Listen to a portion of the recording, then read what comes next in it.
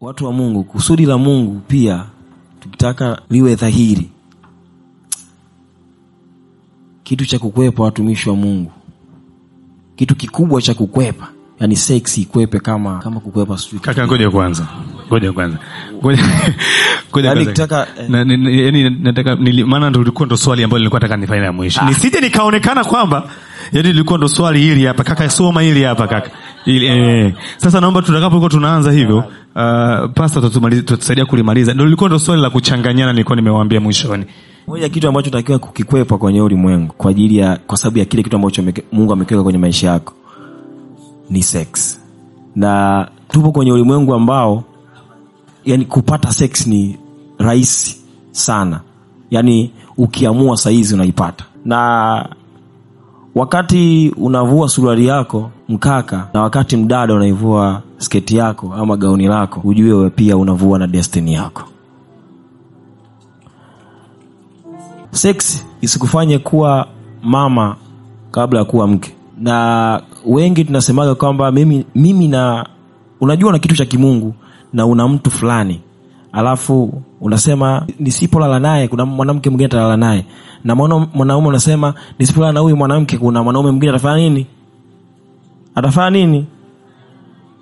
Atalala naye. Sasa usibeti destiny yako na sex. Yani usibeti kitu cha thamani na sex, kwa sababu itaua thamani yako yote. Kitu ambacho nafikiri nimejifunza na nimekiona, nilikuwa naongea na Pastor Sam leo, nikasema issue kama sio 2 basi 3. Issue ya kwanza ni issue ya Daudi. Daudi atakiwa kuwa vitani, yuko nyumbani, alafu katika pita yake akamwona mke wa Uria, akalala naye. Alivyola naye akashika mimba. Aliposhika mimba ajue atafanyaje, atakamuita Uria kutoka kwenye vita, akaambia kae na mke wake, nimekupa tu ndani, sasa kae na mke wako. Jamaa kwa sababu alikuwa loyal sana kwa nchi yake, lakini pia kwa mfalme, hakwenda. Akafanya kila njia ikashindikana. Ikabidi amrudishe wapi? Vitani. Na akaandika barua kwamba huyu jamaa, kwa wale watu ambao wanakaaga mbele, wale wa kwanza muwekeni. Imagine ni sex tu, lakini ilisababisha kifo cha mtu. Damu ya mtu ilimwagika asiye na hatia.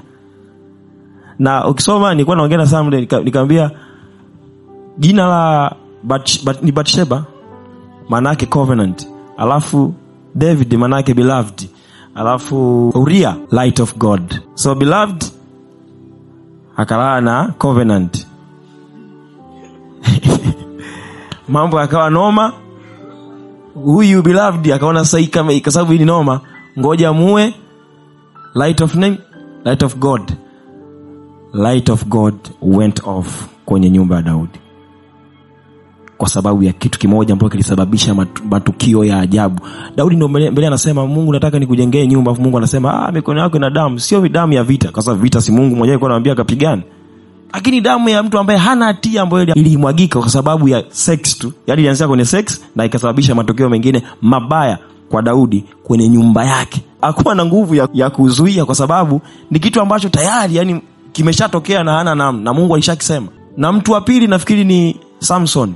Tunamjua mtu ambaye alikuwa na nguvu sana na uwezo, kwa sababu ya kutokuwa makini akajikuta anapoteza nguvu, anapoteza kila kitu alichokuwa nacho. Imagine ana date na kahaba ambaye nani? Delila kalipwa hela.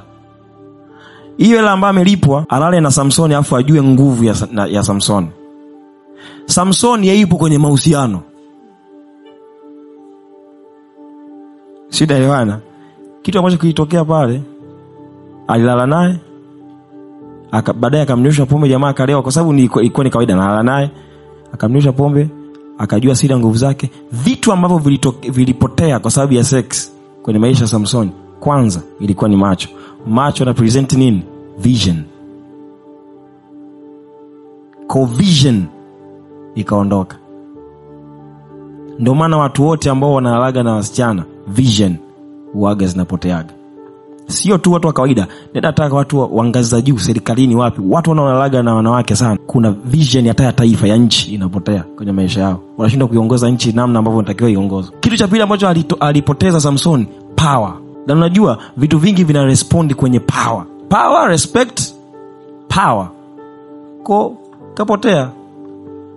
Alafu akawa mtumwa, yani akawa ni mtumwa wa Wafilisti. Mwisho wa siku akafa na Wafilisti ambao walikuwa anointed ili yeye ndo waue, lakini akafa nao kwa sababu ya kutokuwa makini na watu na vitu na watu ambao wanahusiana nao. Ndio maana siku zote ni muhimu sana kujua na kuelewa Mungu amekuweka wapi na watu ambao unatakiwa uhusiane nao kwenye mahusiano ya kawaida ambao tumetoka kuyaongea pale nyuma. Watu wa duniani waga sasa wanawake wa duniani wao kuna namna wanavaa ni noma, si ndio? Samsoni akaona Delila, kwa sababu sio kama akukuwa na wanawake wazuri kwenye taifa lake, walikuwepo, lakini kuna namna Filisti walikuwa wanavaa wale wanawake, na hiyo iko mpaka leo. Wanawake wa duniani namna wanavyovaa ni noma. Kwa unajikuta yani nikilala naye tena ni mbaya. Yani unaona na mtu kwanza ataje okoka, hujui sisemi kama ulali na mtu ambaye ameokoka. Ila nataka tu uelewe hasara ama ubaya wa sex ama ngono, niseme kwa Kiswahili. Ubaya wa hicho kitu na kinavyoweza kuharibu destiny yako, maisha yako. Na mara nyingi huwa haishi hapo, inaanza kupiga na vitu vingine. Yaani itapiga na vitu vingine. Alafu kitu kibaya zaidi, watumishi wa Mungu, pia sex ni gate. Unafungulia mlango ndani ya maisha yako. Yani kuna vitu na viruhusu viingie kwenye nafsi yako, kwenye maisha yako, vitende kazi ambayo ungeweza tu kufunga hayo, yani ungeweza tu kuwa sawa na ukafunga hayo mageti na mambo yaisha yakaendelea. Lakini kwa sababu umeruhusu, kuna vitu vitaingia tu kwenye maisha yako na vitende kazi kwa namna ile ambayo vinataka. Ni kama mtu, samani hii kitu narudia, samani mtumishi wa Mungu, hii kitu narudia, ni unajua wanasema macho ni mlango, masikio mlango. Sasa na kwa wale ambao wamekuwa addicted sana na vitu fulani, sana wanaoangalia mambo yetu, hivyo ndo vitu adui wa kusudi ameweka kwenye maisha yako hivyo. Afu unapoangalia, kumbuka kwamba wewe ndo umefuata kuangalia, yani wewe ndo umefungua simu yako umeenda kuangalia, yenyewe kukufuata wewe, so ni wewe umejipeleka. Sasa ukijipeleka, roho zikiingia ndani yako zikamata, zina uhalali wa kukaa kwa sababu wewe ndo ulienda. Na ili vitoke inabidi wewe ndo uwe willing yatoke. Na tumekuwa na hivi vitu na vinaharibu maisha yetu, vinaharibu huduma tulizo nazo, vinaharibu makusudi ya Mungu ambayo yapo kwenye maisha yetu, na adui anafanya hii kitu kwa namna ambayo yani amedhamiria kwa nguvu. Kuna site moja inaitwa devil nini sijui ile, lakini ile time unataka kuangalia kwa sababu wewe umefocus kuangalia kitu fulani. Kwa hiyo hata ile devil inayotokea pale, devil nini, yani unapeleka mbele, yani unajua unaipeleka mbele ili yani unapeleka mbele na ikumbe hii kitu inakuwa imetengenezwa kutoka hell, yani imetengenezwa kutoka kuzimu. Haya mavitu yametengenezwa kutoka kuzimu. Na kwa sababu wewe hujui, umeona pale imeandikwa devil swing, ndio site inaitwa hivyo. Kwa hiyo unapeleka mbele, wewe unataka kuangalia kitu fulani tu, ila devil utajua sasa baadaye ukishatoka huko ndo una make sense. Kumbe nilikuwa naangalia vitu kutoka kuzimu na sijui. Na nikwambie kitu, ulimwengu wa roho haunaga eti ulikuwa ujui. Haina hiyo. Haina hiyo. Yaani yenyewe wewe ndio umeenda, hainaga yes. Asante. Kwamba eti mimi nilikuwa sijui, hainaga hiyo. Kwa hiyo umeangalia, inaingia na inatenda kazi kwenye maisha. Hao mavitu yanatenda kazi kwenye maisha yako. Na ndio hivi na wanasema mbegu nayo mwaga, wanaume. Mbegu nayo mwaga ile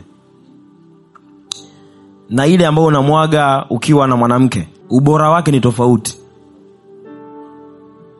Yani hii ambayo unamwaga ukiwa unafanya masturbation ni yani low quality. Yes, ni tofauti na ile kwa sababu yani mwili wenyewe, imagine mwili wenyewe unajua kwa nimechezwa hapa. Yani mwili unajua nimechezwa. Alafu unatumia energy, na energy unayotumia sio energy tu ya akili, mwili na yani ya kila kwa ile energy unayotumia inapunguza utendaji wako kazi wa maisha. Ulikuwa unaweza kusoma vizuri vitabu, uweze kusoma tena.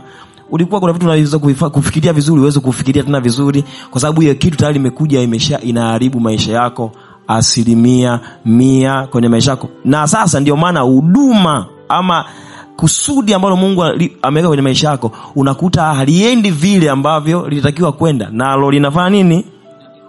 Kwa unakuta umeruhusu kitu ambacho kukitoa, yani kimeshaweka mizizi, na utakuja uoe, na ukishaoa uwezi kumridhisha mkeo kwa sababu ile kitu inakufanya umalize. Yani wewe ukishaangalia ile inakufanya, ukishamasturbate inakufanya umalize haraka yani hapo. Sasa ukifika kule inafanya the same. Na hivi hatuna vyakula sasa hivi hatuna vyakula vizuri, hatuli vizuri. Kwa hiyo unajikuta tupo kwenye hali mbaya. So jamani, watu wa Mungu atusaidie. Hiki ni kitu ambacho shetani anakitumia kuharibu maisha yetu, kuharibu destiny zetu, kuharibu makusudi ambayo Mungu ameweka kwenye maisha yetu. So Biblia inasema ikimbie zina, hapa sema azinie na mwanamke hana akili. Ikimbie usinegotiate. Watu wa Mungu,